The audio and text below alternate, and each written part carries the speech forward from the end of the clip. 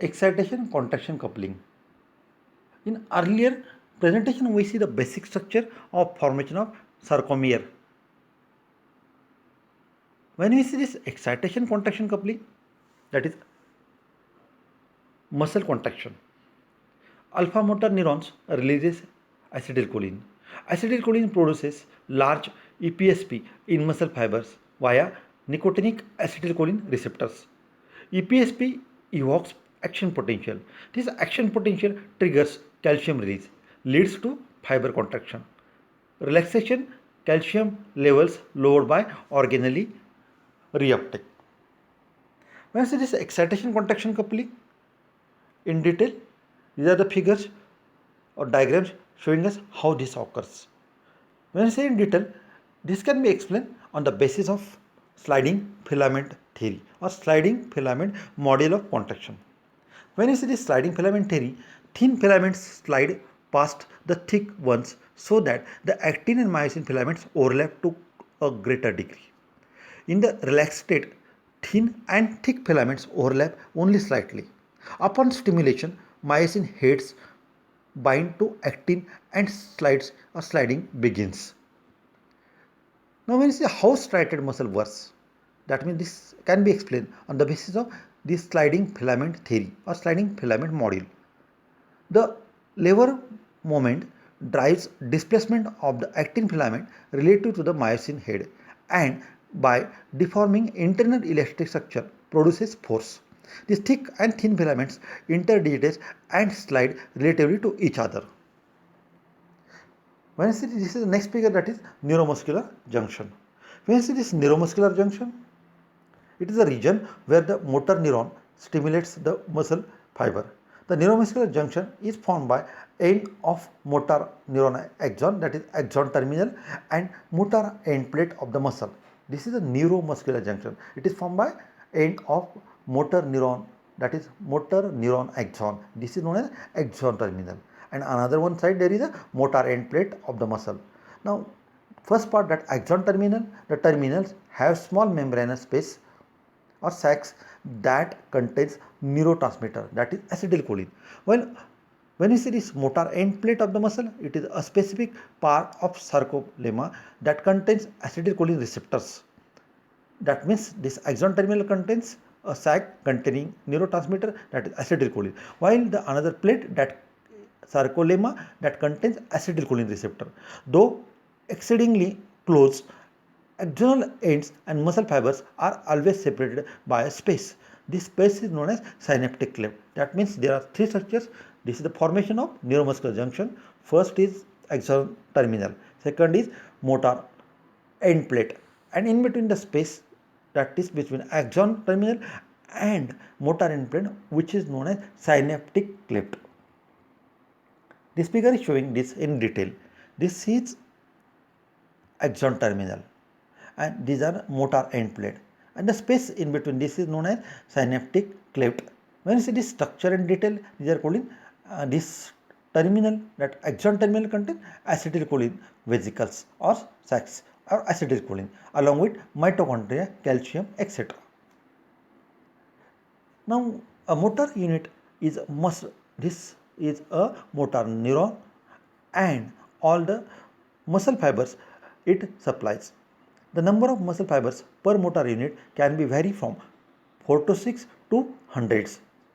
The muscles that control fine movement like fingers, eyes have small motor units, while the large weight bearing muscle like thighs, hips have larger motor unit. The muscle fibers from a motor unit are spread throughout the muscle, not confined to one fascicle. Therefore, contraction of a single motor unit causes weak contraction of the entire muscle. Stronger and stronger contractions of muscle require more and more motor units being stimulated. That means it recruited. That is recruited. When this is motor unit, all the muscle cells controlled by one nerve cell. When you see this acetylcholine opens sodium channel, this is the mechanism showing it here in detail.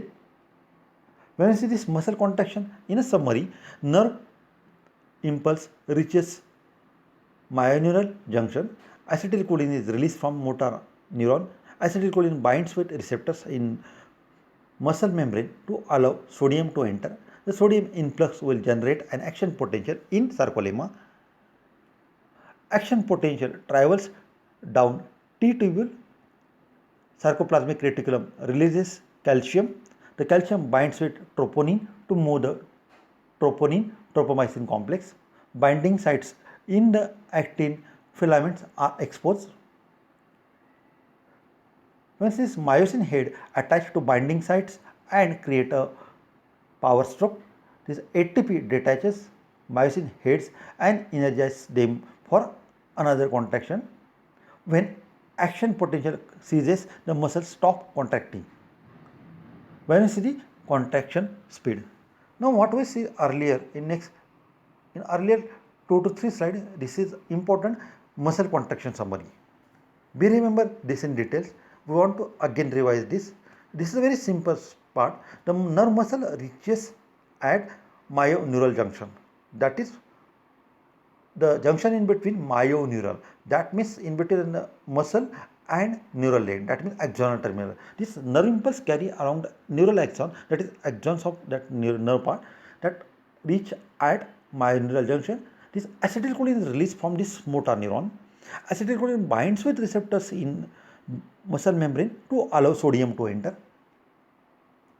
When this nerve impulse reaches myoneural junction, acetylcholine is released from motor neuron. Acetylcholine binds receptor in membrane to allow sodium enter. Sodium influx will generate an action potential in sarcolemma. This action potential travels down via T tubules. Sarcoplasmic reticulum releases calcium. Calcium binds with troponin to move the troponin tropomyosin complex. The binding sites in the actin filaments are exposed. These myosin heads attach to binding sites and create a power stroke. ATP detaches myosin heads and energizes them for another contraction or another contraction. When action potential ceases, the muscles stop contracting. This is the contraction speed is showing in this graphical presentation, that is time against tension. When this myosin is a molecular motor, myosin head retains all of the motor functions of myosin, that is the ability to produce moment and force. When you see this chemomechanical coupling, that is conversion of chemical energy into force or moment. When you see shortening velocity, when you see this shortening velocity in detail, different myosin heavy chains have different ATPase activities. There are at least 7 separate skeletal muscle MSC genes arranged in series on chromosome 7. This will be in detail concerned with the molecular physiology. When you see this power output, the most physiologically relevant marker of performance, that is power output. This power can be calculated via work upon time. When you see in detail, force multiplied by distance upon time. Force multiplied by velocity. This is a simple formula by which we can calculate power. This peak power obtained at intermediate loads and intermediate velocities. When seen, there are 3 potential actions during muscle contraction: shortening, isometric and lengthening. These are basically 3 groups: shortening, isometric and lengthening. When these motor unit ratios, these are some detailed parts that for motor unit ratios, for back muscle it is 1:100, for finger muscle 1:10 and for eye muscle it is 1:1. These are the motor unit ratios. When say this, recall the motor unit, the motor neuron and muscle fibers it innervates the smallest amount of muscle that can be activated voluntarily. Gradation of force in skeletal muscle is coordinated largely by the nervous system. The recruitment of motor units is the most important means of controlling muscle tension. Since all fibers in the motor unit contract simultaneously, pressure for gene expression are identical in all fibers of a motor unit. When the physiological profiles of motor units, all fibers in a motor unit are of the same fiber type. That is, slow motor units contain slow fibers while the fast motor unit contains fast fibers. That how will differentiate slow motor fibers and fast motor fibers? The slow motor units contain slow motor fibers. That is myosin with long cycle time and therefore uses ATP at slow rate. The many mitochondria show large capacity to replenish ATPs. Economical maintenance of force during isometric contractions and efficient performance of repetitive slow isotonic contractions. When you vice versa go for fast motor units, this contains of fast fibers, that means myosin with rapid cycling rates for higher power or when isometric force produced by slow motor units is insufficient. That means the fast motor fiber unit contains fast fibers. When we increase use, that is strength training or strength improvement training. Early gain in the strength appear to be predominantly due to neural factor, that is optimizing recruitment pattern. Long-term gains almost solely the result of hypertrophy, that is increase in their size.